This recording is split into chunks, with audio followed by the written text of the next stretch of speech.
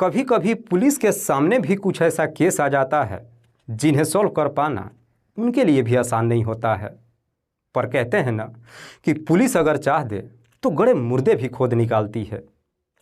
दरअसल आज की कहानी में अपराधी अपने काम को इतने शातिर तरीके से अंजाम देते हैं कि पुलिस को भी उन तक पहुंच पाने में लगभग 1 सप्ताह का समय लग जाता है। और आखिरकार 1 सप्ताह बाद पुलिस जब तमाम अपराधियों को पकड़कर थाने में लेकर आती है और लोग जब उन्हें देखते हैं तो देखने के बाद हर कोई हैरान रह जाता है। दरअसल हर किसी के ज़बान से सिर्फ एक ही वर्ड निकलता है कि क्या ऐसा भी हो सकता है। वाकई में दोस्तों, आज की जो कहानी है ये आपको भी हैरान कर देने वाली है। नमस्कार, आदाब, मैं हसमुद्दीन और आप देख रहे हैं सफ़र क्राइम तक। आज की जो सच्ची घटना मैं आपको सुनाने वाला हूँ, ये घटना है पंजाब प्रदेश के लुधियाना शहर की। दरअसल लुधियाना का एक कॉलोनी पड़ता है अजीत नगर, और इसी अजीत नगर कॉलोनी का रहने वाला है कुलदीप सिंह।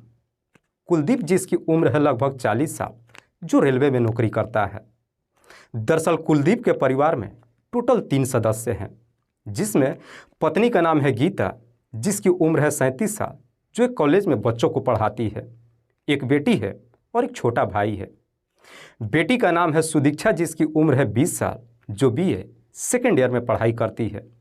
भाई का नाम है हरदीप, जो नगर निगम में नाइट की ड्यूटी करता है। दरअसल कुलदीप के परिवार में जो 4 सदस्य हैं, जिनमें से 3 कमाने वाले हैं, इसीलिए कुलदीप के घर में किसी भी चीज़ की कोई कमी नहीं है। बात कर रहा हूँ मैं 19 जुलाई के रात्रि के करीब 9 बजे के आसपास। दरअसल कुलदीप का पूरा परिवार एक साथ ही खाना खाने के लिए बैठता है। जब खाना खा लेते हैं, हरदीप नाइट की ड्यूटी के लिए चला जाता है। उसके बाद से कुलदीप नीचे के कमरे में सोने के लिए चला जाता है। इधर गीता अपनी बेटी सुदीक्षा को लेकर के छत पर सोने के लिए चली जाती है। और अगले दिन 20 जुलाई को सुबह के 5 बजे के आसपास गीता हर रोज़ की तरह उठती है और सबसे पहले किचन में जाती है ताकि सबके लिए नाश्ता तैयार कर सके। पर गीता जब किचन में जाती है तो देखती है कि जो उसके पति का कमरा है उसका दरवाज़ा खुला पड़ा है, जिसे देख करके गीता को बड़ा अजीब सा लगता है। इसीलिए गीता अपने पति के कमरे में चली जाती है। पर गीता जैसे ही अपने पति के कमरे में एंट्री करती है तो कमरे के अंदर का नज़ारा देख वो एकदम से चीख पड़ती है। दरअसल कमरे के अंदर बेड पर ही कुलदीप का डेड बॉडी पड़ा हुआ था। कुलदीप के गले पे किसी तेजधार हथियार को चला दिया गया था। गीता जैसी इस तरह की नज़ारा देखती है, जब वहाँ से भागते हुए बाहर निकलती है तो देखती है कि घर के जो मेन दरवाज़ा है वो भी खुला पड़ा हुआ है। गीता जब ज़ोर ज़ोर से चीखना चिल्लाना शुरू करती है, उसकी चीख पुकार सुनकर उसकी बेटी सुदीक्षा भी छत से नीचे उतर करके आ जाती है और धीरे धीरे आस पड़ोस के लोग भी इकट्ठा हो जाते हैं। तभी उन्हीं में से एक व्यक्ति इस बात की जानकारी पुलिस को दे देता है। इधर पुलिस को जैसे ही सूचना मिलती है, करीब 6 बजे के आसपास पुलिस भी कुलदीप के घर पे पहुंच जाती है और सबसे पहले कुलदीप की डेड बॉडी को चेक करती है। तो मालूम चलता है कि कुलदीप के गले पे तेजधार हथियार को चलाया तो गया था, लेकिन उसके शरीर पे कोई भी चोट और घाव का निशान नहीं था। पुलिस जब घटनास्थल की मुआयना करती है तो वहाँ पे पुलिस को कोई सबूत भी नहीं मिलता है। हालांकि पुलिस जब कुलदीप के मोबाइल के बारे में पूछताछ करती है तो कुलदीप की पत्नी गीता पुलिस वालों को जवाब देती है कि साहब, मेरे पति के पास 2 मोबाइल था। दरअसल मेरे पति का दोनों मोबाइल ही गायब नहीं हुआ है, बल्कि बरामदे में एक काले रंग की बाइक भी पड़ी हुई थी, वो बाइक भी गायब है। पुलिस अभी घटनास्थल की मुआयना कर ही रही थी, तभी इधर कुलदीप का छोटा भाई हरदीप भी घर पे पहुंच जाता है। पुलिस सबसे पहले डेड बॉडी को अपने कब्जे में लेकर पोस्टमार्टम के लिए भेज देती है और फिर घर के तमाम सदस्यों से बारी बारी से पूछताछ करती है। दरअसल पुलिस जब गीता से पूछताछ करती है तो गीता पुलिस वालों को जवाब देती है कि साहब, सुबह के करीब 5 बजे के आसपास जब मैं छत से नीचे उतर के आई तो देखी मेरे पति का जो कमरा है उसका दरवाज़ा खुला था। जब मैं वहाँ से भाग करके बाहर आई तो देखी कि मेन गेट का जो दरवाज़ा है वो भी खुला पड़ा हुआ है, जबकि वो दरवाज़ा रात्रि के करीब 10 बजे के आसपास मैं खुद ही बंद की थी। पुलिस जब हरदीप से पूछताछ करती है तो हरदीप कहता है कि साहब, मैं तो ड्यूटी पे था, लेकिन मेरा बड़ा भाई जो रात्रि को बिना शराब पिए हुए कभी नहीं सोता था। दरअसल खाना खाने के बाद मेरा भाई थोड़ा शराब पीता था, कुछ देर तक घर के अंदर ही टहलता था, उसके बाद से मेन गेट का दरवाज़ा बंद करने के बाद अपने कमरे में सोने के लिए चला जाता था। पुलिस जब कुलदीप की बेटी सुदीक्षा से पूछताछ करती है तो सुदीक्षा पुलिस वालों को जवाब देती है कि साहब, मुझे इस बारे में कुछ भी नहीं मालूम है। दरअसल सुबह सुबह मम्मी जब चीखने चिल्लाने लगी, उनकी आवाज़ सुन कर के मैं छत से नीचे उतर के आई। पुलिस जब घर के तमाम सदस्यों से बारी बारी से पूछताछ करती है, पुलिस को भी समझ में नहीं आता है कि आखिरकार घर के अंदर 2 सदस्य सोए हुए थे और कमरे के अंदर एक व्यक्ति की हत्या हो गई और किसी को मालूम कैसे नहीं चला। चूँकि पुलिस के पास अभी तक तो कोई सबूत नहीं मिला था, इसीलिए पुलिस वहाँ से थाने में आ जाती है और फिर इस केस की जांच पड़ताल करते हुए इलाके के कई सारे बदमाशों को उठाती है और उनसे सख्ती से पूछताछ करती है। पर बावजूद इसके पुलिस के हाथ कोई सबूत नहीं मिलता है और धीरे धीरे समय भी गुजरने लगता है। पुलिस इस केस को इतने काफ़ी सीरियस तरीके से लेती है कि पुलिस भी कसम खा लेती है कि जो भी हो इस केस को जल्द से जल्द खुलासा किया जाएगा। लेकिन पुलिस की तमाम मेहनत बेकार जाती है। इसीलिए पुलिस एक टीम का गठन करती है और सबसे पहले इस केस पर चर्चा करती है। दरअसल पुलिस इस बात को मानने के लिए तैयार ही नहीं होती है कि घर के अंदर 2 लोग सोए हुए थे, एक व्यक्ति की हत्या कर दी जाती है और उन लोग को मालूम कैसे नहीं चला। दरअसल पुलिस को बार बार कहीं ना कहीं कुलदीप की पत्नी और उसकी बेटी के ऊपर ही शक जाता है। इसी शक के आधार पर पुलिस आखिरकार गीता के साथ साथ उसकी बेटी के भी मोबाइल नंबर का कॉल डिटेल्स निकालती है। पर पुलिस जब सुदीक्षा के कॉल डिटेल्स को चेक करती है तो मालूम चलता है कि उसमें एक ऐसा नंबर मौजूद था जिस पे सुदीक्षा पिछले कई महीनों से लगातार बातचीत करते आ रही थी। लेकिन सबसे चौंकाने वाली बात यह थी कि जिस रात को कुलदीप की हत्या हुई थी उस रात को भी उसी नंबर पर सुदीक्षा ने कई बार बातचीत की थी। दरअसल पुलिस अंदाजा लगाती है कि जिस वक्त इधर कुलदीप की हत्या हो रही होगी उस वक्त सुदीक्षा उस नंबर पर बातचीत कर रही थी, क्योंकि कुलदीप की डेड बॉडी को देख करके लग रहा था कि कुलदीप की हत्या रात्रि के करीब 2 बजे से लेकर के 4 बजे के बीच में किया गया होगा और इधर सुदीक्षा उस नंबर पर रात्रि के करीब 3 बजे तक बातचीत की थी। पुलिस जब उस नंबर का डिटेल्स निकालती है तो मालूम चलता है कि वो नंबर किसी तेजपाल सिंह के नाम पर रजिस्टर्ड है। तेजपाल जिसकी उम्र लगभग 21 साल है, जो मेहर सिंह नगर का रहने वाला है। दरअसल तेजपाल जो कॉलेज में सेकेंड ईयर की पढ़ाई तो करता ही है, साथ ही साथ अपना एक मेडिकल शॉप भी चलाता है। पुलिस को जैसी इस तरह की डिटेल्स मिल जाती है, इसी डिटेल्स के आधार पर 25 जुलाई को तेजपाल के घर पे जाती है और तेजपाल को गिरफ्तार करके थाने में लेकर आ जाती है। और फिर पुलिस तेजपाल से कुलदीप की हत्या के बारे में पूछताछ करती है। इस पे तेजपाल भी इधर उधर की बात करने लगता है, लेकिन पुलिस जब उसके सामने सारी डिटेल्स रख करके सख्ती से पूछताछ करना शुरू करती है, आखिरकार अब तेजपाल के सामने कोई रास्ता नहीं बचता है और मजबूर होकर के अपनी सच्चाई कबूल कर लेता है। लेकिन तेजपाल जब इस हत्या की पूरी कहानी बताता है तो उसके बाद से पुलिस तेजपाल के ही तहरीर पे 1-2 नहीं बल्कि 7 लोगों को गिरफ्तार करके लाती है। दरअसल कुलदीप की बेटी सुदीक्षा जिस कॉलेज में पढ़ाई करती है उसी कॉलेज में तेजपाल भी पढ़ाई करता है और पढ़ाई के दौरान ही तेजपाल और सुदीक्षा के बीच में प्रेम प्रसंग शुरू हो जाता है। तेजपाल और सुदीक्षा के बीच में जब प्रेम प्रसंग शुरू होता है, दोनों फ़ोन पे एक दूसरे से बातचीत ही नहीं करते हैं, बल्कि जब भी मौका मिलता है एक दूसरे से मुलाकात भी कर लेते हैं। पर दोनों के बीच में जब प्रेम प्रसंग शुरू होता है, कुछ ही महीनों के बाद इस बात की जानकारी सुदीक्षा के पिता कुलदीप को मालूम चल जाता है। कुलदीप को जब अपनी बेटी की सच्चाई मालूम चलता है, ये जान करके कुलदीप को काफ़ी बुरा लगता है। दरअसल कुलदीप अपनी बेटी को समझाते हुए कहता है कि तुम इस प्यार वार का चक्कर छोड़ दो और अपनी पढ़ाई पे ध्यान दो। लेकिन शायद तब तक काफ़ी देर हो चुकी थी, क्योंकि कुलदीप के लाख समझाने के बावजूद भी उसकी बेटी सुदीक्षा उसकी एक बात नहीं मानती है। दरअसल सुदीक्षा अपने पिता का विरोध ही नहीं करती है, बल्कि इसके बावजूद भी जाकर तेजपाल से मुलाकात करती है और अपने पिता के सामने ही अपने ही घर के अंदर से तेजपाल से फ़ोन पे भी बातचीत करती है। एक दिन सुबह सुबह ही सुदीक्षा जब तेजपाल से फ़ोन पे बातचीत कर रही थी, कुलदीप घर के अंदर देख लेता है। जाकर जब अपनी बेटी को समझाने की कोशिश करता है तो सुदीक्षा भी अपने पिता से लड़ बैठती है, जिस वजह से कुलदीप इस प्रकार से गुस्से में आ जाता है कि गुस्से में ही सुदीक्षा के हाथ से उसका मोबाइल छीन लेता है और उस मोबाइल को पटक करके तोड़ देता है। पर जैसे ही मोबाइल को तोड़ता है, सुदीक्षा भी इस प्रकार से गुस्से में आ जाती है कि उसी दिन ही अपने पिता से एकदम से नफरत कर बैठती है।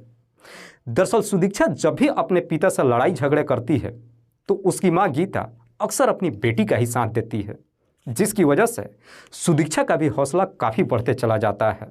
लेकिन कुलदीप जब बार बार अपनी बेटी के ऊपर तेजपाल को लेकर के दबाव डालने लगता है, इस वजह से सुदीक्षा भी इस प्रकार से गुस्से में आ जाती है कि एक दिन अपने पिता को ही इस दुनिया से हटाने का तय कर देती है।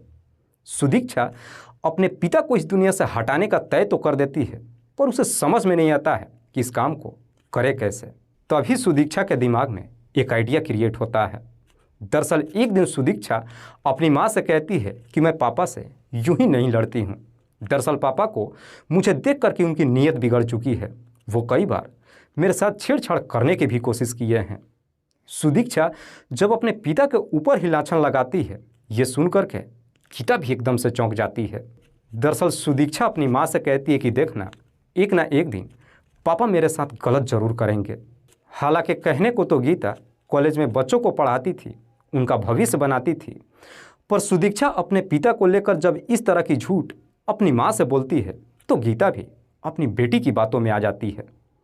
दरअसल सुदीक्षा अपनी माँ को समझाते हुए कहती है कि क्यों ना पापा को इस दुनिया से हटा देते हैं, और अगर पापा को दुनिया से हटा देते हैं तो हमें फ़ायदा भी होगा। फ़ायदा की वजह गीता जब पूछती है तो सुदीक्षा अपनी माँ को समझाते हुए कहती है कि दरअसल पापा रेलवे में नौकरी करते हैं, अगर हमने उनका हत्या करवा दिया तो हमें रेलवे विभाग से अच्छा खासा पैसा भी मिल जाएगा। पैसों की जब लालच देती है, गीता अपनी बेटी की बातों में आ जाती है। उसके बाद से माँ और बेटी दोनों मिल करके अब ये सोचने लगते हैं कि आखिरकार कुलदीप को इस दुनिया से कैसे हटाया जाए। तभी एक दिन सुदीक्षा अपनी माँ को समझाते हुए कहती है कि क्यों न ये काम तेजपाल से करवाते हैं। और यही सोच करके जब तेजपाल के नंबर पर फ़ोन करते हैं और जब कुलदीप को इस दुनिया से हटाने के लिए कहते हैं, इधर तेजपाल भी सुदीक्षा के प्यार में इस प्रकार से अंधा हो चुका था कि तुरंत ही इस काम को करने के लिए तैयार हो जाता है। लेकिन साथ ही साथ गीता से कहता है कि इस काम को करने के लिए कुछ पैसों की ज़रूरत पड़ेगा, क्योंकि हमें हिस्ट्री सीटर को हायर करना पड़ेगा। पैसों की जब डिमांड करता है, सुदीक्षा उसे तुरंत ही जवाब देते हुए कहती है कि तुम पैसों की फिक्र ना करो, जितना भी पैसा लगेगा हम देंगे।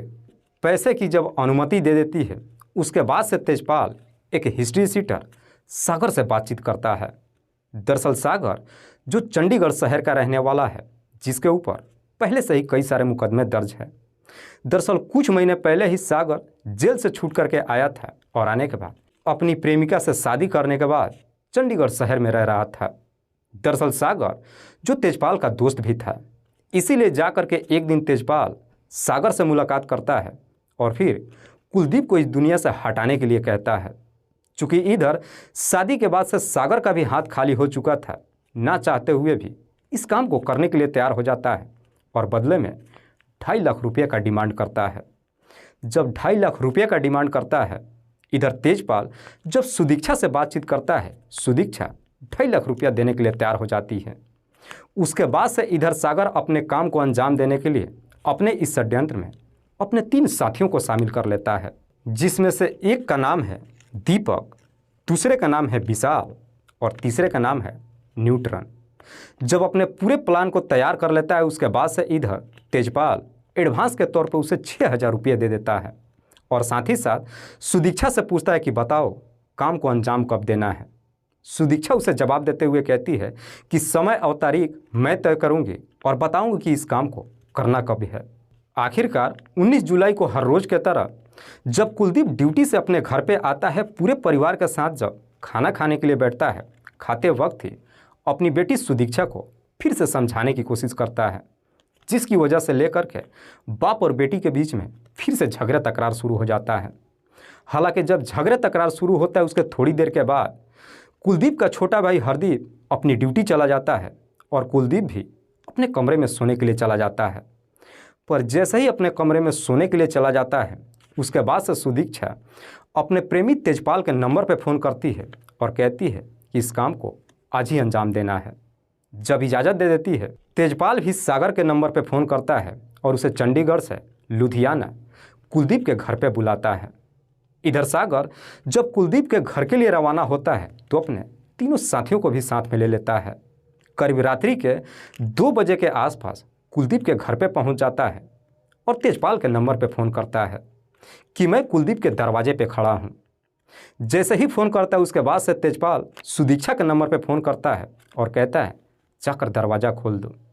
दरवाज़ा खोलने के लिए जब कहता है सुदीक्षा ये सारी बात अपनी माँ से बताती है। उसके बाद से गीता खुद छत से उतर करके नीचे आती है और दरवाज़ा खोलने के बाद वापस छत पे चली जाती है। जब दरवाज़ा खोल देती है उसके बाद से इधर सागर अपने तीनों दोस्तों के साथ कुलदीप के कमरे में एंट्री कर जाता है। दरअसल कुलदीप जो गहरी नींद में सो रहा था, सोते वक्त ही ये चारों मिलकर के तकिए से उसका मुंह दबाने लगते हैं, जिसकी वजह से कुलदीप बेहोश हो जाता है।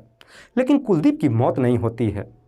सागर का एक दोस्त जब उसके नाक पे उंगली डाल करके चेक करता है तो कहता है कि अभी ये जिंदा है। इसीलिए सागर का एक दोस्त अपने पास से एक तेजधार हथियार को निकालता है और उस हथियार को कुलदीप के गले पे चला देता है, जिसकी वजह से कुलदीप की घटनास्थल पे ही मौत हो जाती है। कुलदीप की जब मौत हो जाती है उसके बाद से सागर के ये तीनों दोस्त कुलदीप के दोनों मोबाइल लेकर के स्विच ऑफ कर लेते हैं और बरामदे में जो काले रंग की बाइक पड़ी थी, बाइक लेकर वहाँ से फरार हो जाते हैं।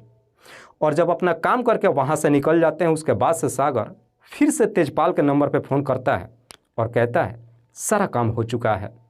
जब खबर दे देता है तेजपाल फिर से सुदीक्षा के नंबर पे फ़ोन करता है और कहता है कि जा कर के नीचे एक बार देख लो, कोई गड़बड़ तो नहीं है। उसके बाद से सुदीक्षा अपने माँ के साथ छत से उतर कर नीचे कमरे में आती है और सारा सबूत मिटाने की कोशिश करती है। साथ ही साथ बाहर का जो दरवाज़ा था उसे खुला ही छोड़ देती है और फिर अपनी बेटी के साथ छत पे चली जाती है और अपनी बेटी के साथ ही जाकर सो जाती है। सुबह जब 5 बजता है, सुबह के करीब 5 बजे के आसपास गीता उतर करके नीचे आती है और अपने प्लान के तहत नाटकीय अंदाज में चीखना चिल्लाना शुरू कर देती है। वाकई में तेजपाल जब ये पूरी कहानी पुलिस को बताता है उसके बाद से पुलिस सबसे पहले तेजपाल के तहरीर पे गीता के साथ साथ उसके बेटी को भी गिरफ्तार कर लेती है। उसके बाद से पुलिस अब सागर के तमाम साथियों को ढूंढना शुरू करती है और आखिरकार 24 घंटे के अंदर इन चारों को भी गिरफ्तार कर लेती है। पुलिस जब इन तमाम आरोपियों को अपने हिरासत में ले लेती है, अगले दिन जिला अदालत में पेश करती है, जहां से इन सबको जेल भेज दिया जाता है। दोस्तों, इस पूरी घटना के बारे में आप क्या सोचते हैं? आप अपनी राय हमें कमेंट बॉक्स में ज़रूर दीजिएगा। जाते जाते मैं आपको बता दूं कि कुछ मेरे व्यूअर्स हैं जो रोज़ाना मेरी इस वीडियो को देखते ही नहीं हैं, बल्कि अपना कीमती समय निकाल कर मुझे अपना प्यार भी देते हैं। जिनमें से एक का नाम है निर्मल सिंह। निर्मल सिंह जो पंजाब प्रदेश के रहने वाले हैं। दूसरे मेरे व्यूअर हैं मिथिलेश पासवान। मिथिलेश पासवान जो नबीनगर औरंगाबाद बिहार प्रदेश के रहने वाले हैं। तीसरे मेरे व्यूअर हैं नईम अहमद। नईम अहमद जो बिजनौर शहर के रहने वाले हैं। चौथे मेरे व्यूअर हैं मंटू कुमार शाह। मंटू कुमार शाह जो जिला खगड़िया बिहार प्रदेश के रहने वाले हैं। लास्ट मेरे व्यूअर हैं विनय द्विवेदी। हालांकि विनय द्विवेदी की 9 नवंबर को उनका जन्मदिन था, लेकिन उन्होंने मुझे बहुत देर से खबर दिया था, जिस वजह से 9 नवंबर को मैं उनका जन्मदिन नहीं बता पाया। इसीलिए आज मैं उनको बधाई दे रहा हूं। आप लोगों से भी रिक्वेस्ट करूंगा कि विनय जी को अपनी दुआओं में याद रखिएगा और उनकी लंबी उम्र के लिए कामना भी कीजिएगा। कल फिर मिलते एक और नई सच्ची घटना के साथ। तब तक के लिए जय हिंद, जय भारत।